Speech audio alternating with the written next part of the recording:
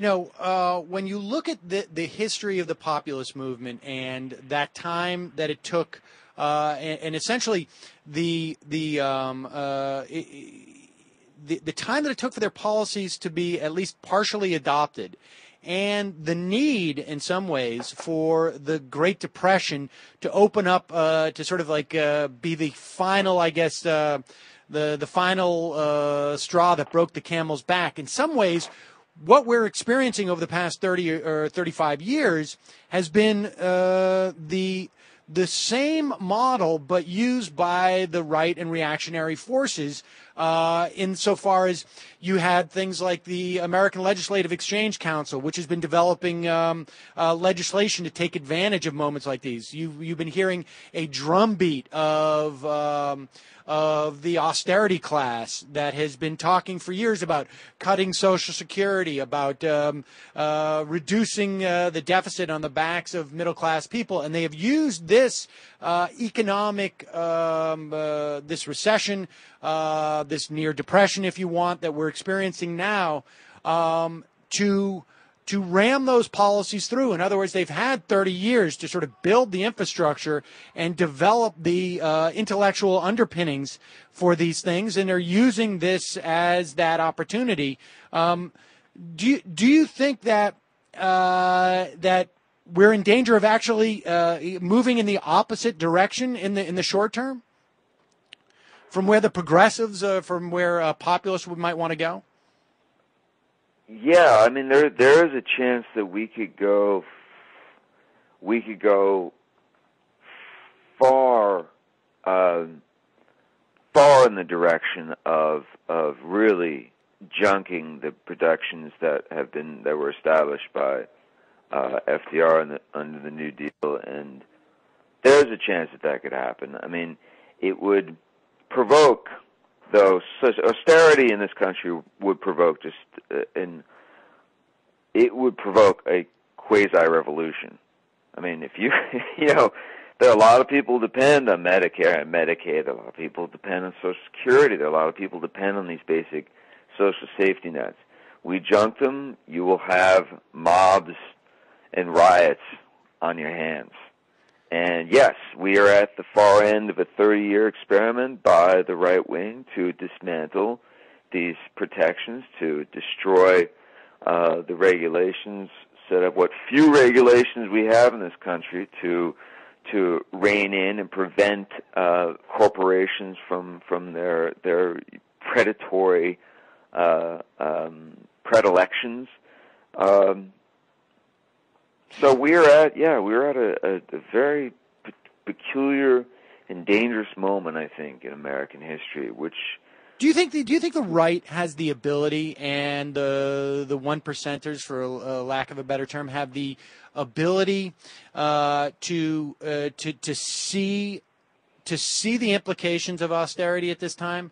I mean, it's small bore stuff. I mean, at this point, but we have the Senate will continue and has already taken votes to provide some measure of small stimulus and some jobs programs, some relief to the states on the backs of millionaires, and a tax increase that would amount to literally $10,000, $15,000, $20,000 on people who are making millions of dollars a year, and it cannot get passed. Do you think that the right now has even the capacity to be aware of how destabilizing austerity measures would be at this time? Yeah, I think they do. I think the right wing, the very rich, realize what's going on. I mean, listen, in the Depression, FDR was faced in 1934-35. He was faced with gigantic industrial strikes and riots and social unrest, which led him to pass the Social Security Act, which basically a lot of the reforms, so-called reforms of the 1930s, were really half measures. I mean, they were not the full implementation of that old populist vision. They were half measures passed by a guy like FDR, who was a rich man, part of the rich class, who was basically saying, all right, FDR says to himself, all right, man, I got to save capitalism. How do I do it? All right, I'm going to throw some crumbs to the people who are screaming in the streets. So he throws some crumbs, and creates, a kind of system that, works to help out the poor and the middle classes.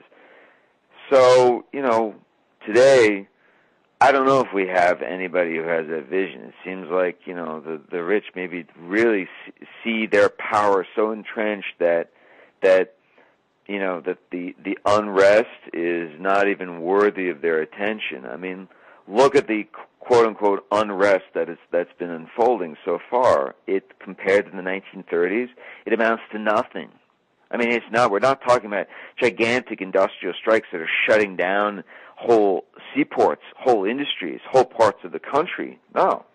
We're talking about, an occupation in a couple of city squares in a dozen cities.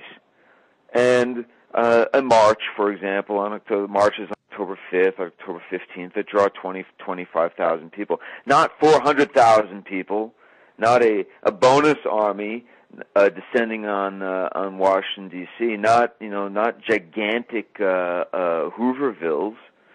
So, do you think we have the capacity to see something like that? I mean, is that something, do you think that could happen? Well, I think, I think it has to happen. If there's really going to be change in this country, we need massive social disruption. We need people, for example, we need a student loan strike where students organize together and they just stop paying their loans. Say to hell with the banks. Organize 100,000 students together and just stop paying their loans. How about a mortgage strike where you get 100,000, 200,000, 1 million homeowners together as a class, and they just refuse to pay their mortgages? That's it. Not going to pay it. What are you going to do? We need to have a kind of disruptions where you have transit strikes. Shut down all of New York City. That will change things. A sanitation strike in New York. Stop collecting the garbage. You know what happens in New York? You stop collecting the garbage. I mean, right. Rats and pestilence and nightmare unfolds very quickly. So, these kinds of things, if we're really organized, we being the 99%, these kinds of things could happen. I mean, I don't foresee them actually happening. I'm sort of speaking here from in a kind of dream world, a quixotic vision of things as they should be, not as they are, alas.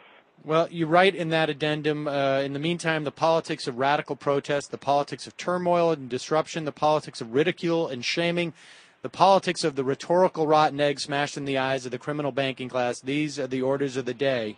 And I guess time will tell. Christopher Ketchum, thank you so much for spending some time and talking to us about this piece, and hope to talk to you again soon.